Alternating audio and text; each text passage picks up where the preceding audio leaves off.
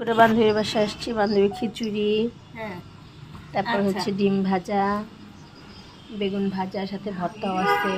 এখানে বান্ধবী কী কী দিয়ে জানি ভাত মাখাইলো আমাদের জন্য, কাঁচা মানে মরিচ পেঁয়াজ টেয়াজ দিয়ে। এটা আছে একটা মানে শাক ভাজি, এটা আছে ঝোলা গুড়। এই যে খুলনার বান্ধবী তো, তাই নারকেল থাকে। আর হচ্ছে চিতাই পিঠা, চিত পিঠা বা চিতাই যাই বলি না কেন। এই যে আমরা হচ্ছে হুটহাট বান্ধবী, হুটহাট চলে আসি আর হুটহাট খেয়ে নেই। হুটহাট বান্ধবী আমাদের বান্ধবীরা নিচ্ছে আর এখন টপাটপ সব খেয়ে নিচ্ছে একে একে।